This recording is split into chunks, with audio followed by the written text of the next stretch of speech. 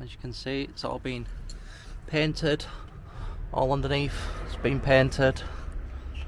I did that off camera because it is a bit boring seeing someone paint.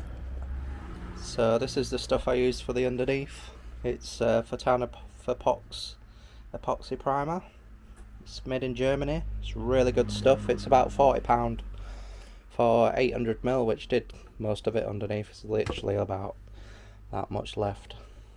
So as you can see, the subframe has been powder coated.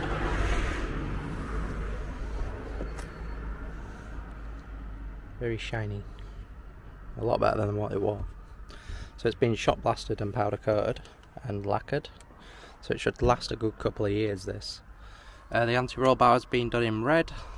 There we go. So now it's just a matter of attaching all the suspension arms and then getting the subframe bolted back up. Right, so we put the suspension arms on. There you go. We've copper slipped every nut and bolt, and this is ready to go on the car now. So the rear shocks have been built. New covers, new bump stops, new shocks. Here's another look underneath. That's the subframe on. Looking fresh. So that is the rear trailing arm, bolt back to the hub with the Powerflex bush. So we'll get this bolted onto the car now. Basically, got everything bolted up.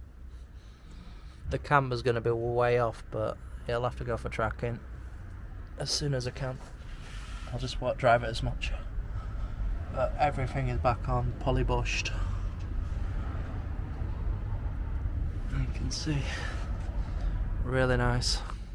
That is the anti-roll bar back in. These poly bushes here were a nightmare to get in. It took two of us to get this and that one in, but she's in. It's good. We're back on there, look. New drop links. Handbrake cable's back on. Calipers are back on. It's just arch liners and bits of plastic trim now, so the boring stuff. Oh, and the exhaust. Forgot about the exhaust. But yeah.